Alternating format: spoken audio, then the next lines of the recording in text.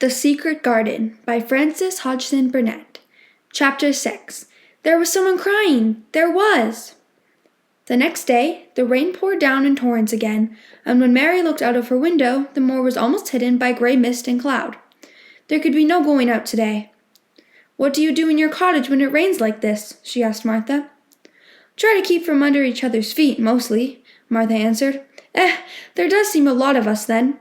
Mother's a good-tempered woman, but she gets fair weathered. The biggest ones go out in the cowshed and plays there. Dickon, he doesn't mind the wet.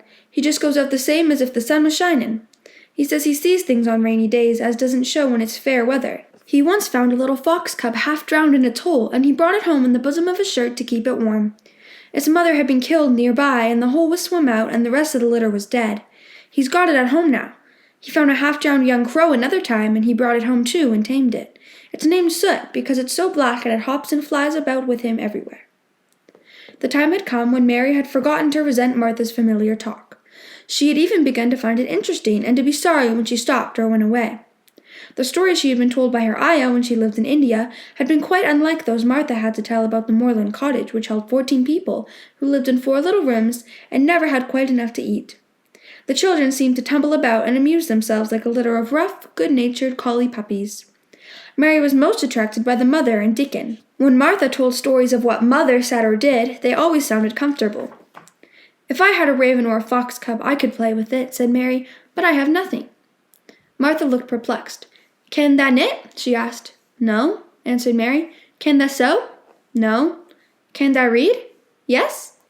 "Then why doesn't tha read something or learn a bit of spelling? Tha's old enough to be learning thy book a good bit now." "I haven't any books," said Mary. "Those I had were left in India."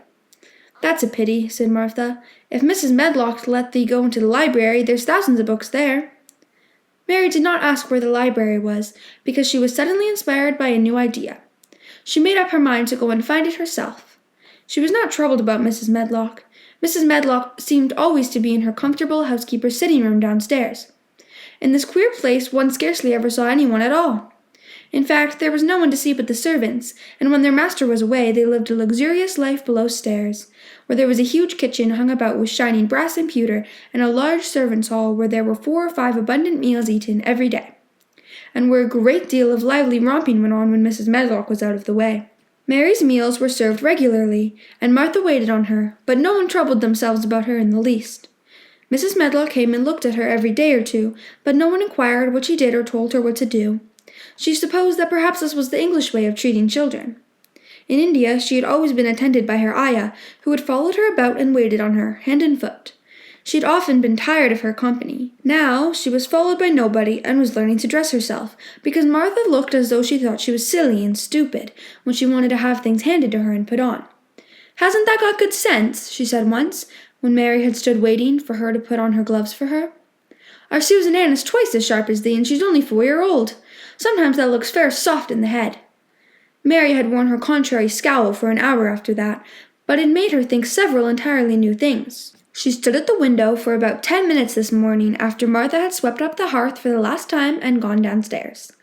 She was thinking over the new idea which had come to her when she heard of the library. She did not care very much about the library itself, because she had read very few books, but to hear of it brought back to her mind the 100 rooms with closed doors. She wondered if they were all really locked, and what she would find if she could get into any of them. Were there 100 really? Why shouldn't she go and see how many doors she could count? It would be something to do on this morning when she could not go out. She had never been taught to ask permission to do things, and she knew nothing at all about authority, so she would not have thought it necessary to ask Mrs. Medlock if she might walk about the house, even if she had seen her. She opened the door of the room and went into the corridor, and then she began her wanderings.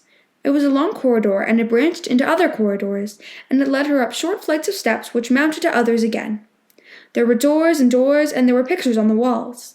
Sometimes there were pictures of dark, curious landscapes, but oftenest there were portraits of men and women in queer grand costumes made of satin and velvet. She found herself in one long gallery whose walls were covered with those portraits. She had never thought there could be so many in any house. She walked slowly down this place and stared at the faces, which also seemed to stare at her. She felt as if they were wondering what a little girl from India was doing in their house. Some were pictures of children, little girls in thick satin frocks which reached to their feet and stood out from them, and boys with puffed sleeves and lace collars and long hair, or with big ruffs around their necks. She always stopped to look at the children and wondered what their names were, and where they had gone, and why they wore such odd clothes.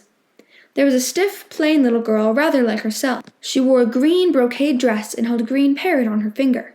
Her eyes had a sharp, curious look. "Where do you live now?" said Mary, aloud to her. "I wish you were here." Surely no other little girl ever spent such a queer morning.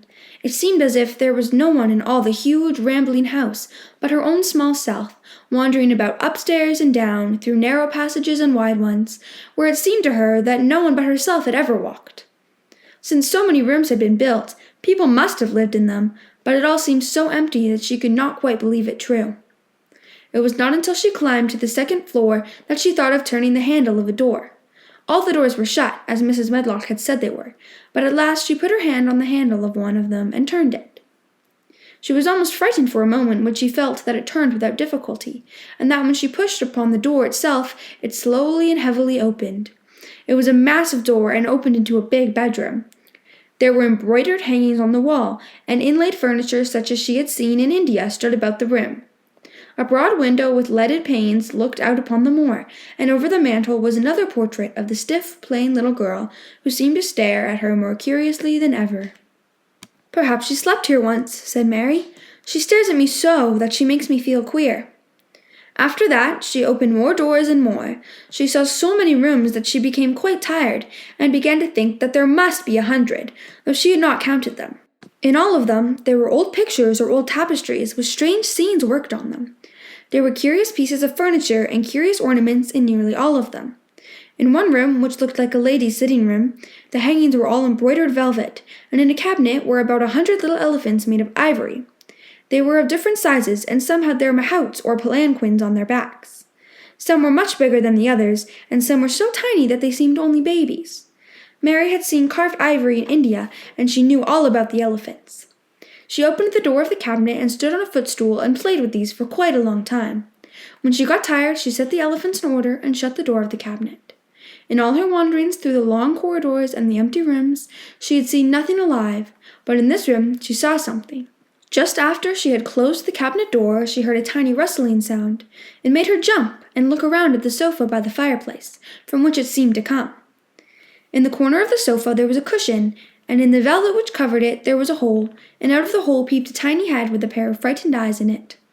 Mary crept softly across the room to look. The bright eyes belonged to a little grey mouse, and the mouse had eaten a hole into the cushion and made a comfortable nest there. 6 baby mice were cuddled up asleep near her. If there was no one else alive in the 100 rooms, there were 7 mice who did not look lonely at all. "If they wouldn't be so frightened, I would take them back with me," said Mary. She had wandered about long enough to feel too tired to wander any further, and she turned back. 2 or 3 times she lost her way by turning down the wrong corridor, and was obliged to ramble up and down until she found the right one, but at last she reached her own floor again, though she was some distance from her own room, and did not know exactly where she was. "I believe I have taken a wrong turning again," she said, standing still at what seemed the end of a short passage with tapestry on the wall. "I don't know which way to go. How still everything is." It was while she was standing here, and just after she had said this, that the stillness was broken by a sound. It was another cry, but not quite like the one she had heard last night. It was only a short one, a fretful, childish whine muffled by passing through walls. "It's nearer than it was," said Mary, her heart beating rather faster. "And it is crying." She put her hand accidentally upon the tapestry near her, and then sprang back, feeling quite startled. The tapestry was the covering of a door which fell open and showed her that there was another part of the corridor behind it, and Mrs. Medlock was coming up it with her bunch of keys in her hand and a very cross look on her face. "What are you doing here?" she said, and she took Mary by the arm and pulled her away. "What did I tell you?" "I turned round the wrong corner," explained Mary. "I didn't know which way to go, and I heard someone crying." She quite hated Mrs. Medlock at the moment, but she hated her more the next. "You didn't hear anything of the sort," said the housekeeper. "You come along back to your own nursery, or I'll box your ears." And she took her by the arm and half pushed, half pulled her up one passage and down another, until she pushed her in at the door of her own room. "Now," she said, "you stay where you're told to stay, or you'll find yourself locked up. The master had better get you a governess, same as he said he would. You're one that needs someone to look sharp after you. I've got enough to do." She went out of the room and slammed the door after her, and Mary went and sat on the hearth-rug, pale with rage. She did not cry, but ground her teeth.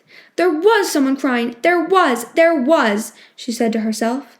She had heard it twice now, and sometimes she would find out. She had found out a great deal this morning. She felt as if she had been on a long journey, and at any rate she had something to amuse herself all the time. And she had played with the ivory elephants, and had seen the grey mouse and its babies in their nest in the velvet cushion.